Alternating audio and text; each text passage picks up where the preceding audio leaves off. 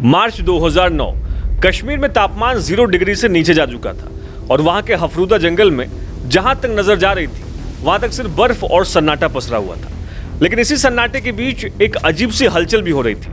जंगल के कोने कोने में एडवांस गियर के साथ कमांडो छुपे हुए थे और वो सब एक ही जगह टकटकी लगाए ऐसे देख रहे थे जैसे कोई शेर अटैक करने से पहले अपने शिकार को देखता है। कई घंटे इंतजार करने के बाद एक कमांडो अपने रेडियो सेट पर धीरे से कहता है, चार्ली 1 टू बेस, टारगेट दिखाई दे रहा है। ये सुनने के बाद जंगल में मौजूद हर एक कमांडो अपनी बंदूक को कॉक कर निशाना साधने लगता है। लेकिन इसी बीच एक जोर का धमाका होता है, ताबड़तोड़ गोलियां बरसने लगती हैं और इसमें परेशानी की बात यह थी कि गोलियां हमारे कमांडोज ने नहीं चलाई थी। यह आतंकवादियों की एक चाल थी जिसने हमारे सारे कमांडोज को घेर लिया था। पर इन आतंकवादियों को नहीं पता था ये 1 पैरा स्पेशल फोर्स की टुकड़ी है जिसे लीड करने वाला सोल्जर इतना डेयरिंग है कि इस ऑपरेशन से पहले एक दूसरे ऑपरेशन में वो ऐसे ही आतंकवादियों के साथ रहकर और उन्हें मारकर आया है। और सोल्जर का नाम था मेजर मोहित शर्मा, जो आतंकवादियों की ताबड़तोड़ गोलीबारी के बावजूद फायरिंग खोलते हुए इनकी तरफ आगे बढ़ने लगते हैं। तो आज के इस वीडियो में हम देखेंगे कि कैसे मेजर मोहित शर्मा अपने साथियों को इस ऑपरेशन से बाहर निकालते हुए आतंकवादियों को मौत के घाट उतारेंगे। पर उससे पहले हम मेजर मोहित शर्मा के उस ऑपरेशन को देखेंगे जब वो आतंकवादियों को मारने के लिए खुद एक आतंकवादी बन गए थे।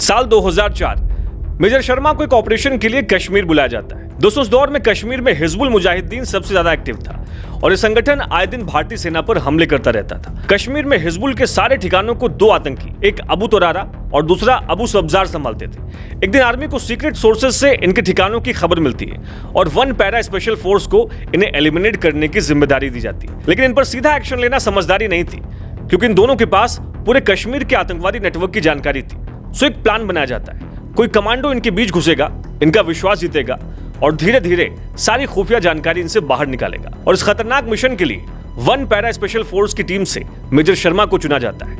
प्लान के मुताबिक सबसे पहले उन्हें अपनी पहचान बदलनी जरूरी थी। सो मेजर शर्मा अपने दाढ़ी और बाल बढ़ाते हैं और मोहित शर्मा से बन जाते हैं इफ्तिखार भट्ट। फिर किसी तरीके से अबू तुरारा और अबू सब्जार तक पहुंचते हैं और जब दोनों आतंकवादियों से उनकी मुलाकात होती है तो मेजर शर्मा उन्हें एक दर्दनाक कहानी सुनाते हैं। वो बताते हैं कि इंडियन आर्मी ने मेरे भाई को एनकाउंटर में मार दिया है, मैं अब किसी भी हाल में उसका बदला लेना चाहता हूं। और मेजर शर्मा इसके लिए उन आतंकवादियों को एक पूरा प्लान भी दिखाते हैं जिसमें एक इंडियन आर्मी चेकपोस्ट की डिटेल्ड लोकेशन, मैप, कहां कितने जवान तैनात होंगे और कौन कौन से हथियार मौजूद होंगे, इस प्लान के लिए छोटी से छोटी जानकारी शेयर करते हैं। और ये प्लानिंग इतनी परफेक्ट होती है और इतनी सटीक होती है कि इस कहानी को सुनकर दोनों आतंकवादी उन पर विश्वास कर लेते हैं और यहीं से शुरू होती है मेजर शर्मा की असली जासूसी। दोस्तों, अगले 2 हफ्ते वो इन खतरनाक आतंकवादियों के साथ उनके ठिकाने पर ही रहते हैं और इन 14 दिनों में वो धीरे धीरे समझते हैं कि आतंकवादी कैसे काम करते हैं, हथियार कहां जमा करते हैं, कितने सीक्रेट बेसेस हैं। और सारी जानकारी जुटाने के बाद वो दिन आ जाता है जब असली हमला होने वाला था।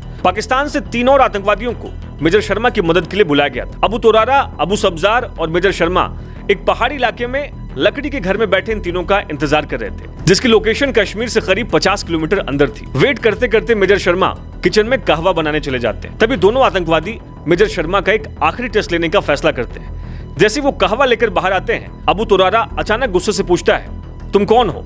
और उसी पल अबू सब्जार उनकी तरफ बंदूक तान देता है। शायद इन्हें लगा कि मेजर शर्मा घबरा जाएंगे, लेकिन बाजी उल्टी पड़ जाती। मेजर शर्मा सीधे अबू तुरारा की आंखों में देखते हुए कहते हैं, मैंने तुम्हें पूरी कहानी बता दी है, अभी शक है तो मुझे अभी गोली मार दो। मेजर शर्मा के कॉन्फिडेंस देखकर दोनों का शक एक ही झटके में गायब हो जाता है और वो अपना अपना कहवा उठाकर पीने की तैयारी करने लगते हैं। लेकिन मेजर शर्मा समझ गए थे अब एक भी पल की देरी इस पूरे मिशन को एक्सपोज कर सकती है। कहवा उनके होठों तक पहुंचता इससे पहले मेजर शर्मा अपनी पिस्तौल निकालकर उन दोनों पर गोलियां दाग देते हैं और अगले सेकंड में भारतीय फौज के 2 सबसे बड़े दुश्मन ढेर हो जाते हैं। दोस्तों, इस जानलेवा ऑपरेशन में दिखाए गए साहस के लिए 2005 में मेजर शर्मा को सेना मेडल दिया जाता है।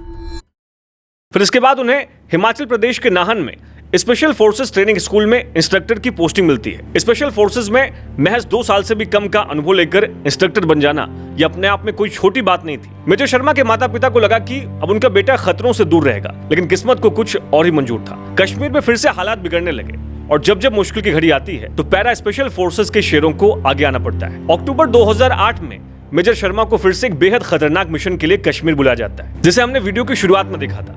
ये मिशन उन्हें हर भारतवासी के दिल में हमेशा के लिए अमर कर देने वाला था। लेकिन इस दूसरे मिशन को शुरू करने से पहले हम मेजर शर्मा की उस कहानी पर चलते हैं जहां से उनकी फौज में जाने की शुरुआत हुई थी। साल 1995 दिल्ली पब्लिक स्कूल से 12वीं पास करने के बाद मोहित शर्मा ने एनडीए का एग्जाम दिया। साथ ही महाराष्ट्र के श्री संत Gajanan Maharaj college of engineering में भी एडमिशन ले लिया था। लेकिन घर में माहौल कुछ अलग ही था। मोहित के माता पिता नहीं चाहते थे कि उनका बेटा आर्मी में जाए। सो जब एनडीए का रिजल्ट आया तो घर वालों ने मोहित को बताया नहीं। कुछ दिन बाद मोहित को बेचैनी होने लगी कि आखिर रिजल्ट अभी तक क्यों नहीं आया है। फिर उसके बाद उन्होंने सीधा यूपीएससी दफ्तर में फोन कर दिया और जवाब मिला कि उनका रिटन एग्जाम क्लियर हो गया है। ये पता चलते ही मोहित शर्मा बिना घर वालों को बताए भोपाल इंटरव्यू देने चले जाते हैं। वहां भी उनका सिलेक्शन हो जाता है और अब सिर्फ दिल्ली में होने वाला मेडिकल टेस्ट ही बाकी रह गया था। इसी बीच मोहित घर आकर अपने माता पिता को सारी बात बता देते हैं। दोस्तों, उनका देश सेवा का जुनून देखकर उनके माता पिता भी अपनी जिद छोड़ देते हैं। लेकिन अब उनके सामने एक नई मुसीबत खड़ी थी। मोहित का वजन कट ऑफ से पूरे 6 किलो कम था और इस कमी को पूरा करने के लिए उनके पास सिर्फ 4 हफ्ते बचे थे।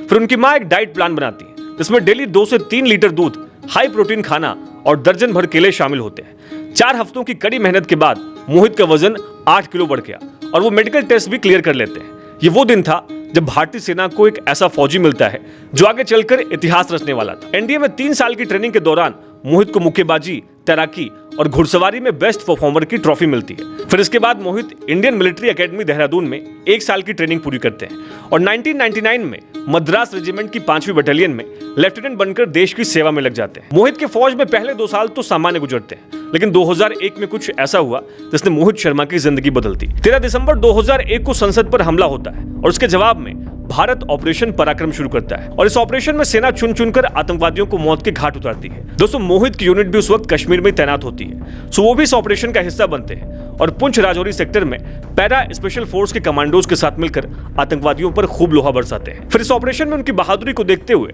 तब के आर्मी चीफ सुंदर राजन पद्मनाभन उन्हें chief of army commendation award देते हैं।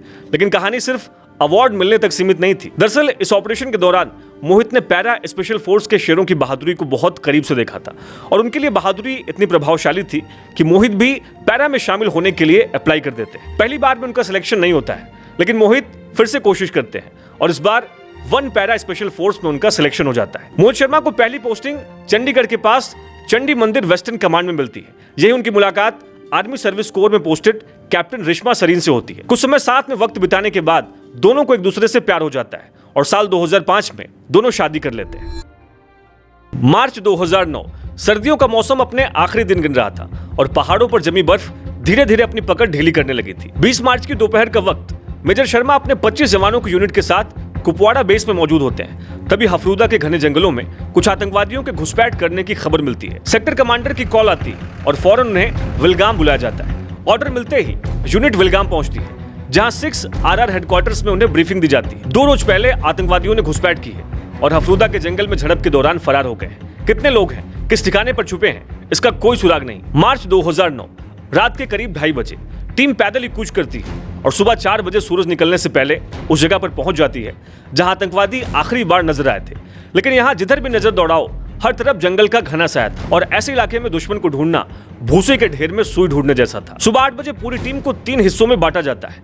पहली टुकड़ी मेजर शर्मा खुद संभालते हैं, दूसरी नायब सूबेदार उत्तम चंद और तीसरी हवलदार राकेश खंडेलवाल के जिम्मे सौंपी जाती है। नायब सूबेदार उत्तम चंद के ग्रुप को ऊंची पहाड़ी पर चढ़कर बाकी दोनों टुकड़ियों को प्रोटेक्ट करने का काम सौंपा जाता है। फिर कुछ मिनट बाद मेजर शर्मा की टीम के हवलदार राजीव को बर्फीली जमीन पर कदमों के निशान नजर आते हैं। यहाँ आतंकवादी बड़ी ही चालाकी से एक ही कतार में आगे बढ़ रहे थे ताकि उनकी संख्या का अंदाजा न लगे। लेकिन इन निशानों को फॉलो करते हुए हमारी टीम आगे बढ़ती है। तभी हवलदार राकेश खंडेलवाल की टुकड़ी रेडियो पर खबर देती है 2 आतंकवादियों की लोकेशन मिल गई। अगले पल पूरे जंगल में गोलीबारी की आवाजें गूंजने लगती और मेजर शर्मा की टीम भी तेजी से उसी दिशा में आगे बढ़ने लगती। पर जैसे ही मेजर शर्मा की टीम आगे बढ़ती है उन पर गोलियों की बारिश होने लगती। ऐसा लग रहा था जैसे मौत अपने पंख फैलाकर हर तरफ मंडराने लगी हो और ऑपरेशन की पहली कैजुअलिटी यानी कमांडो नेत्र सिंह शहीद हो जाते हैं। मेजर शर्मा फौरन अपने जवानों को कवर लेने का ऑर्डर देते हैं। आतंकवादी मेजर शर्मा के ग्रुप को चारों ओर से घेरने की कोशिश करते हैं, लेकिन अधिकतर गोलियां सामने से आ रही थी। मेजर शर्मा अपने 2 साथियों को राइट साइड भेजते हैं, लेकिन आतंकवादी उन पर जबरदस्त हमला बोल देते हैं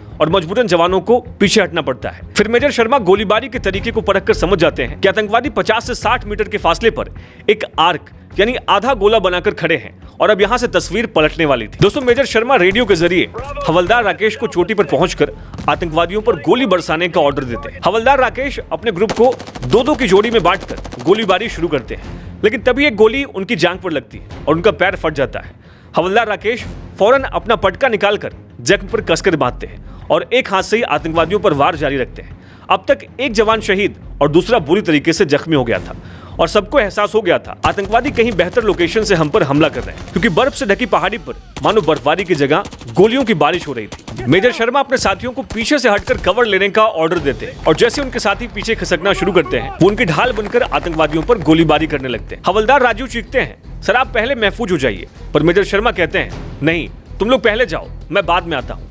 अभी उनकी बात पूरी भी नहीं हुई थी कि गोली उनके बाएं कंधे पर आकर लगती है। गोली की परवाह किए बगैर वो अपनी पट्टी कंधे पर लपेटते हैं और गोलीबारी बरकरार रखते हैं। जैसे ही अधिकतर जवान सुरक्षित जगह पर पहुंचते हैं, वो लांस नायक सुभाष सिंह को आतंकवादियों पर मल्टी ग्रेनेड लॉन्चर से हमला करने का ऑर्डर देते हैं। सुभाष मोर्चा संभाल ही रहे होते हैं कि गोली उनकी कोहनी में आकर लगती है। मेजर शर्मा देखते हैं सुभाष ग्रेनेड नहीं फायर कर सकते, तो उन्हें कवर लेने का ऑर्डर देते हैं। आतंकवादियों को लगा उन्होंने खतरा टाल दिया है, लेकिन तभी मेजर शर्मा खुद एमजीएल उठा लेते हैं और लगातार 6 मौत के बम आतंकवादियों पर बरसा देते हैं। आतंकवादियों की गोलीबारी धीमे पड़ जाती है और गोलियों का शोर मौत की खामोशी में तब्दील हो जाता है। मेजर शर्मा ने एमजीएल से 4 आतंकवादियों को ढेर कर दिया था। वो तुरंत अपने साथियों के साथ कवर लेने के लिए आगे बढ़ते हैं, पर जैसे वो किसी महफूज जगह के करीब पहुंचते हैं, एक गोली मेजर शर्मा को और लगती है और इस बार गोली बुलेट प्रूफ जैकेट के बगल से मेजर शर्मा के जिस्म को पार कर जाती है। वो लड़खड़ाने लगते हैं। उनके साथी सोल्जर उन्हें पकड़ने के लिए आगे बढ़ते हैं, पर फिर भी वो ऑर्डर देते हैं, फायरिंग जारी रखो, एक भी आतंकवादी फरार नहीं होने चाहिए। और खुद भी खून में नहाए मेजर शर्मा एक पेड़ का सहारा लेकर लगातार गोलीबारी जारी रखते हैं। शाम 4 बजे तक गोलियां ऐसी चलती रहती, जिसके बाद कहीं जाकर मेजर शर्मा का निकलना मुमकिन हो पाता है, लेकिन तब तक बहुत खून बह चुका था, सांसें भी लगभग रुक चुकी थी और श्रीनगर के 92 बेस हॉस्पिटल में पूरी रात तक चले ऑपरेशन के बाद 31 साल की उम्र में मेजर शर्मा शहीद हो जाते हैं। दोस्तों, उधर जंगल में 5 दिनों तक ऑपरेशन में 12 के 12 आतंकवादियों को हमारी फोर्सेस मार देती और इस ऑपरेशन में मेजर मोहित शर्मा समेत 7 जवान शहीद हो जाते हैं। ऑपरेशन के बाद पता चला कि उन सभी आतंकवादियों में से किसी एक के पास हाई जूम स्नाइपर था और उसी की वजह से जब भी जवान कवर से बाहर आते उन्हें गोली लग जाती। मेजर मोहित शर्मा की इस बेमिसाल बहादुरी की वजह से उन्हें पीस टाइम का सबसे बड़ा सम्मान यानी अशोक चक्र दिया जाता है और अब सदियों तक मेजर शर्मा हर भारतीयों के दिल में एक सच्चे हीरो के रूप में ऐसे जिंदा रहेंगे। मेजर मोहित शर्मा की इस बहादुरी पर आप क्या सोचते हैं, हमें इस वीडियो के कमेंट सेक्शन में जरूर लिखिएगा। जय हिंद, जय भारत।